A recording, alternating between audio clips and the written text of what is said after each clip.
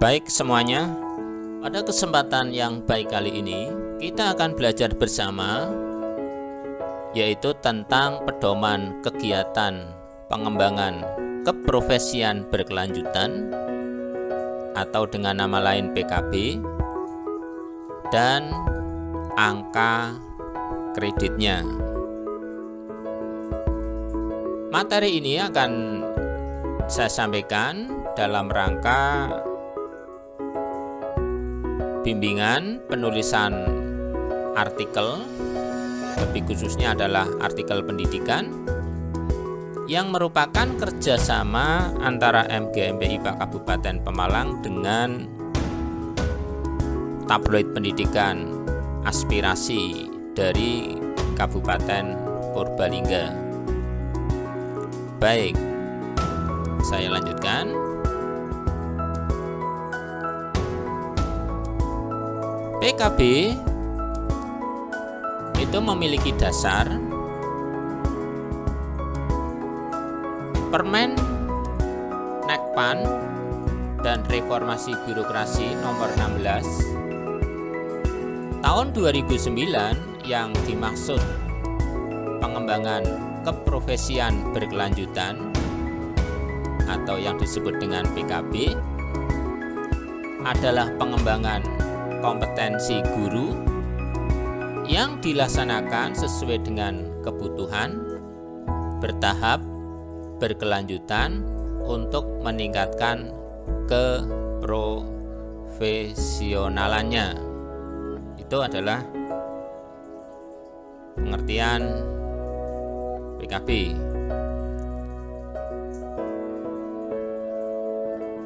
Berikutnya, unsur PKB ada 3 kegiatan.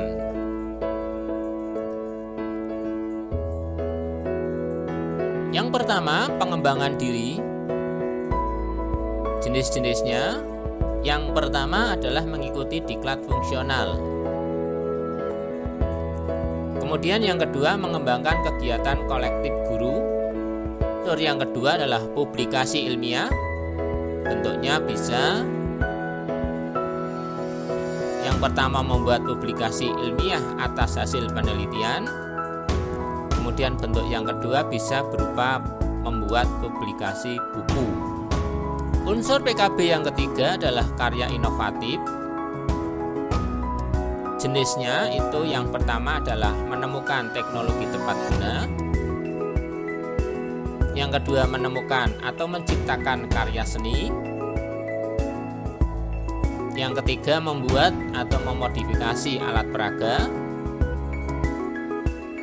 Yang keempat, mengikuti pengembangan standar, pedoman, soal, dan sebagainya. Di sini ada warna merah. Warna merah itu yang biasa Bapak, Ibu, atau teman-teman guru yang biasa diikuti, mengikuti diklat fungsional, membuat publikasi ilmiah atas hasil penelitian, dan membuat memodifikasi alat peraga yang lain. Itu menurut pengamatan saya ya. Tapi di luar sana tentu banyak sekali Bapak Ibu yang membuat yang saya sebutkan tadi. Oke, saya lanjutkan. Jumlah angka kredit yang diperlukan untuk memenuhi persyaratan kenaikan pangkat dan saya bacakan sebagaimana yang ada di dalam kolom. Dari jabatan ke dalam jabatan, unsur PD biasanya unsur PD itu ditunjukkan oleh sertifikat pelatihan. Unsur PIKI, pengembangan ilmiahnya. Nah, dari yang paling atas ini, untuk guru pertama golongan 3A, ke dalam jabatan guru pertama golongan 3B. Jadi untuk naik pangkat dari 3A ke sampai 3B. Untuk PKB-nya cukup memiliki nilai 3. PD. Sedangkan unsur PQ-nya ini belum ada atau 0. Berikutnya guru pertama golongan 3B mau naik ke golongan 3C. Unsur PD-nya nilainya 3 atau membutuhkan nilai 3. Unsur PQ-nya membutuhkan nilai 4. Jadi kalau nilai 3 ini berarti kalau satu sertifikat nilainya 1 maka butuh 3 sertifikat. Kalau PQ nilainya 4 ini bisa berasal dari sebuah penelitian tindakan kelas yang telah diseminarkan. Baik, saya lanjutkan. Guru muda golongan 3C mau naik menjadi guru muda golongan 3D. Membutuhkan atau syaratnya itu harus punya nilai 3 dari unsur PD dan 6 dari unsur PQ. Baik, kita lanjutkan kembali. Guru muda golongan 3D yang akan naik guru madya golongan 4A membutuhkan nilai PD itu 4, kemudian unsur PQ-nya 8. Oke, berikutnya guru madya golongan 4A mau naik ke guru madya golongan 4B, maka nilai yang dibutuhkan dari unsur PD adalah 4, unsur dari PQ adalah nilainya 12. Berikutnya lagi guru madya golongan 4B mau naik ke guru madya golongan 4C, membutuhkan nilai PD 4, membutuhkan unsur PQ nilainya 12.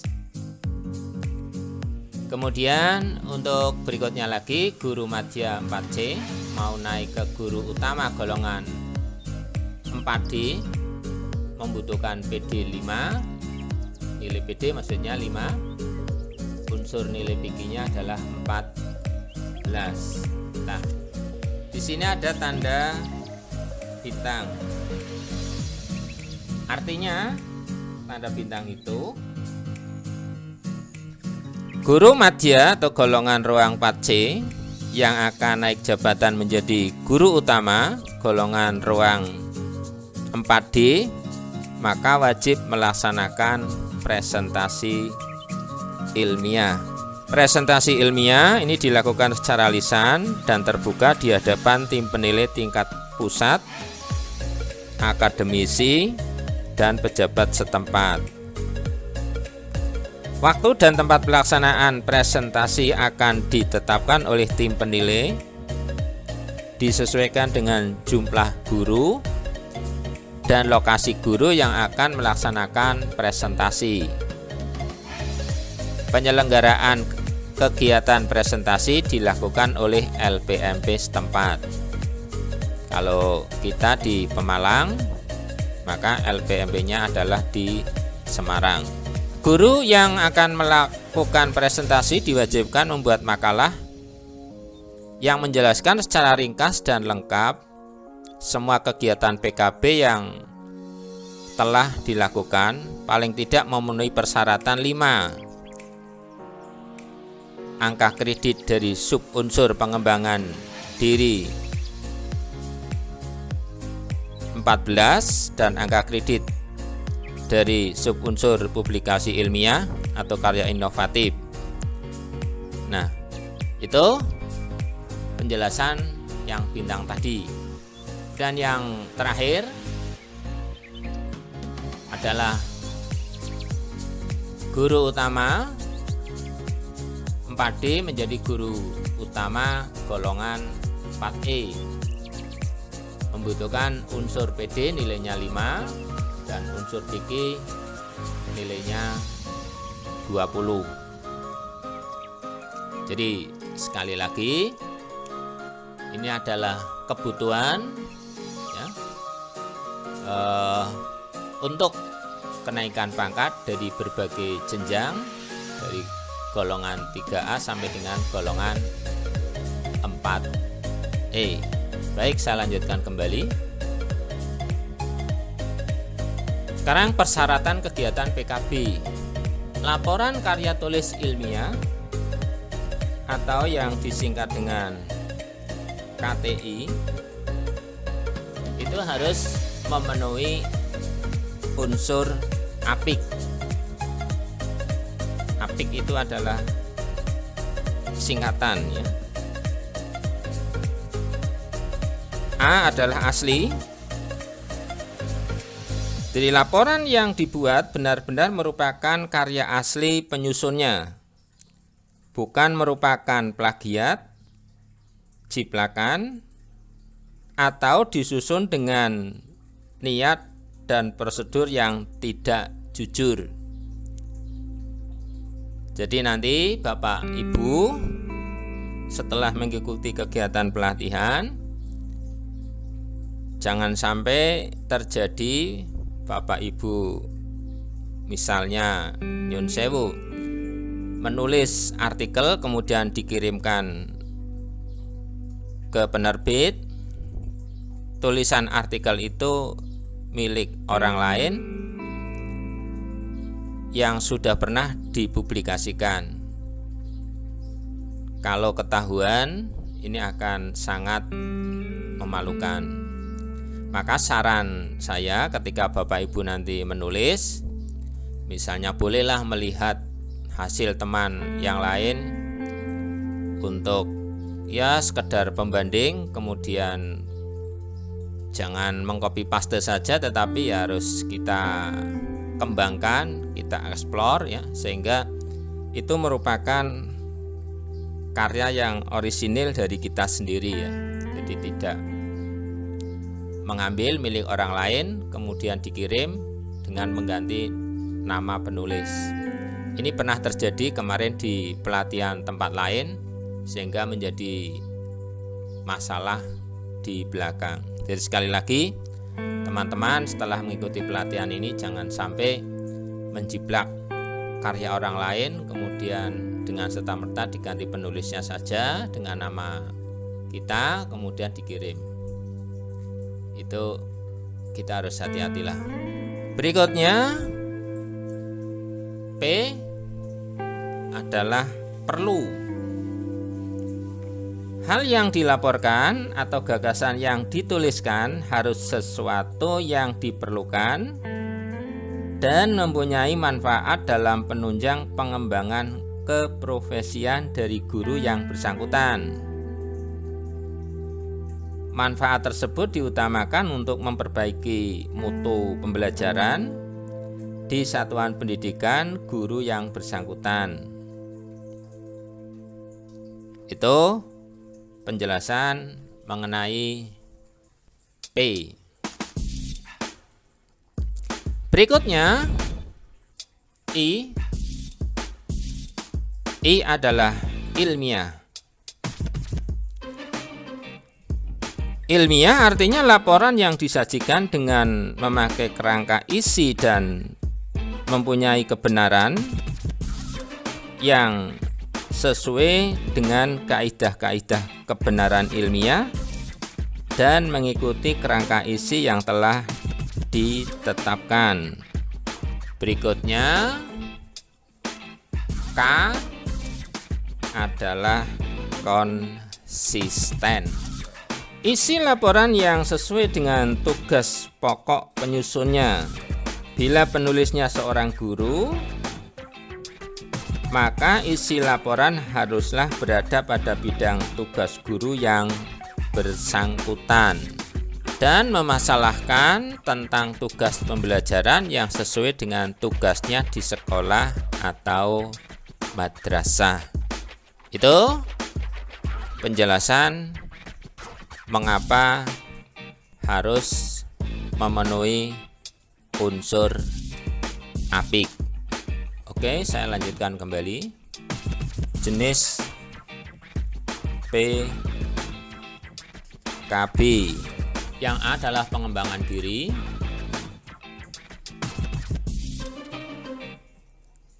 Kegiatan pengembangan diri pada kegiatan PKB adalah kegiatan yang dilakukan guru untuk meningkatkan kompetensi dan keprofesiannya. Kegiatan tersebut dilakukan melalui pendidikan dan pelatihan atau diklat, fungsional, dan atau melalui kegiatan kolektif guru. Nah, secara rinci penjelasan kedua macam kegiatan tersebut adalah sebagai berikut. Untuk kegiatan diklat fungsional ini kegiatan guru dalam meningkatkan pendidikan atau latihan yang bertujuan untuk meningkatkan keprofesian guru yang bersangkutan dalam kurun waktu tertentu. Nah, macam kegiatan ini dapat berupa kursus, pelatihan, penataran, maupun bentuk diklat yang lain. Nah, guru ini dapat mengikuti kegiatan diklat fungsional atas dasar penugasan baik oleh kepala sekolah atau madrasah atau institusi lain maupun atas kehendak sendiri dari guru yang bersangkutan. Nah, bentuk laporannya bagaimana? Untuk keperluan pemberian angka kredit, ini bukti fisik yang harus disertakan. Ini adalah fotokopi surat tugas dari kepala sekolah atau instansi lain yang terkait yang telah disahkan oleh kepala sekolah. Bila penugasan bukan dari kepala sekolah, misalnya dari institusi lain atau kehendak sendiri, harus disertai dengan surat persetujuan mengikuti diklat fungsional dari kepala sekolah. Jadi intinya kepala sekolah sangat berperan di sini. Yang kedua, fotokopi sertifikat diklat yang disahkan oleh kepala sekolah. Kemudian yang ketiga, laporan hasil pelatihan yang dibuat oleh guru yang bersangkutan, diketik dan dijilid serta disajikan dalam kerangka isi.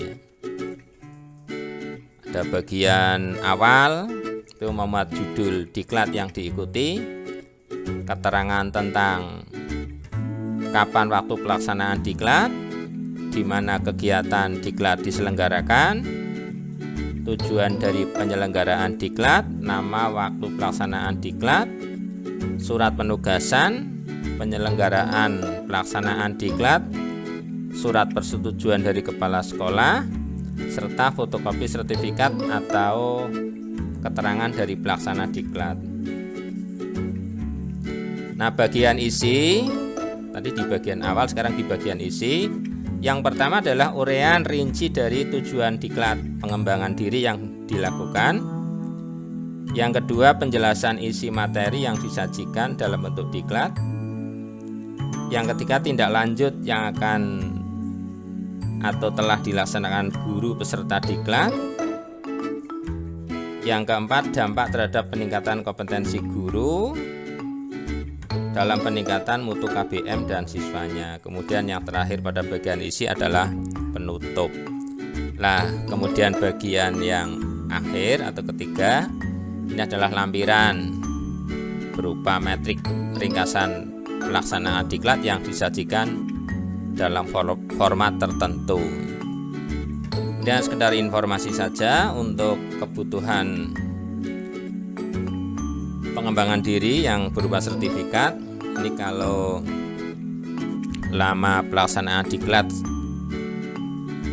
antara 30 jam sampai dengan 80 jam itu nilainya 1. Kalau 81 jam sampai 180 jam nilainya 2. Kalau antara 181 sampai dengan 480 jam nilainya 3.